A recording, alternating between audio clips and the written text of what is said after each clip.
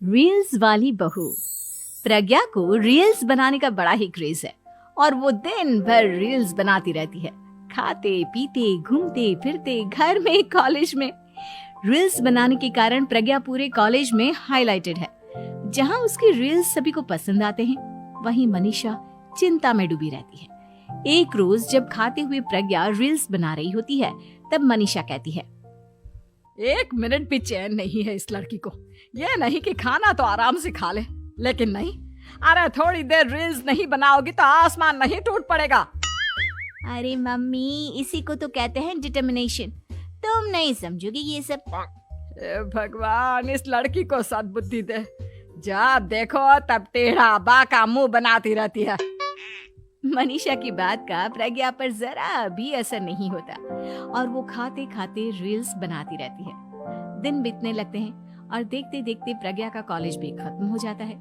आए दिन कोई ना कोई मनीषा को प्रज्ञा की शादी करवाने का सुझाव दे जाता है। सब ठीक ही कहते हैं, प्रज्ञा की शादी कर देनी चाहिए। अपने घर के काम काज में व्यस्त हो जाएगी तो खुद ही ये रील्स और नाच गाना बंद हो जाएगा। मनीषा और प्रेम प्रज्ञा के लिए एक अच्छा लड़का ढूंढने लगते हैं और तभी विकी का रिश्ता प्रज्ञा के लिए आता है, जिसने प्रज्ञा को उसकी रील्स देखकर पसंद कर लिया था।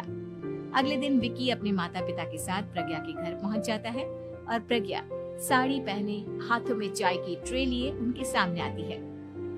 जब विकी को पसंद है तो हमें भी बहू पसंद है। बहन जी, आप बारात की तैयारी कीजिए। एक बार लड़का लड़की अकेले में बात कर ले तो अच्छा रहेगा। हाँ हाँ, क्यों नहीं। मनीषा विकी को प्रज्ञा के कमरे में भेजती है, जहां प्रज्ञा पहले से ही रील्स बना रही होती है। तभी विकी कहता है, आ गए आपके साजन जी।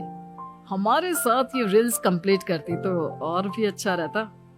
अच्छा जी, अब आ ही गए हैं तो बना ही लेती हूँ आपके साथ। दोनों मिलकर रील्स बनाते हैं। जब वी मीट और तुरंत पोस्ट भी कर देते हैं। फिर विकी कहता है, जब आप साड़ी में चाय लेकर आई तब मुझे लगा कि कहीं मैं गलत घर में तो नहीं आ गया। अब सही है।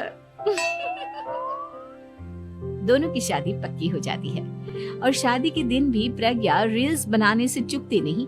यहाँ तक कि बारात के समय भी नाचते हुए रील्स बनाती है।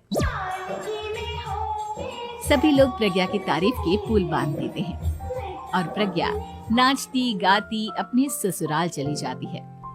सब कुछ अच्छा चल रहा होता है। प्रज्ञा यहाँ भी दिन भर हर चीज की रील्स बनाती रहती है। लेकिन कुछ दिनों के बाद जब सुनीता कहती है, बहू, ये रील्स के साथ साथ कुछ काम भी कर लिया करो। वैसे तुझे और क्या क्या बनाना आता है? मम्मी जी, वैसे तो सब कहते हैं कि मैं सब कुछ अच्छा बनाती हूँ, लेकिन मुझे लगता है कि मैं मैगी अच्छा बना लेती हूँ। हाँ, कॉफी भी अच्छा बना लेती हूँ और मुंह तो सबसे अच्छा बना लेती हूँ। हैं? अच्छा अच्छा। सुनीता अपना माथा पकड़ लेती है और कहती है, बहू, कुछ खाना बनाना भी सीख लेती। मम्मी जी, मैं लंबी प्लानिंग कर रही हूँ।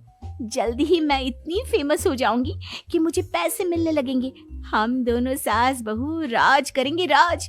नौकर काम करेंगी और लोगों की तो लाइन लगेगी हमसे मिलने के लिए। तेरा दिमाग खराब हो गया है क्या बहू? हंसी मजाक तक ठीक है, लेकिन इस तरह घर नहीं चलते। जितना जल्दी हो इस घर के तौर तरीकों को सीख लो। प्रज्ञा मुंह घुमाकर चली जाती है और तुरंत उसी वक्त एक रील बनाती है। ये देख सुनीता का गुस्सा 7वें आसमान पर चला जाता है और विकी के घर आती ही सुनीता उसे सब कुछ बताती है। विकी भी अब प्रज्ञा की इन हरकतों से परेशान हो जाता है। तुम टेंशन मत लो मम्मा, मैं देख लूंगा। विकी कमरे में जाता है तो देखता है कि प्रज्ञा रील्स बना रही है। विकी बड़े ही प्यार से प्रज्ञा से कहता है, प्रज्ञा, इन सब के लिए मैं तुम्हें मना नहीं कर रहा हूँ, लेकिन फिर भी हर वक्त तो ये अच्छा नहीं लगता ना। समझने की कोशिश करो, मुझे भी तुम्हारा थोड़ा वक्त चाहिए। मैं जब ऑफिस से आता हूँ तो मुझे समय देने की जगह इसी में लगे रहते हो। तुम ज्यादा ही सोच रहे हो।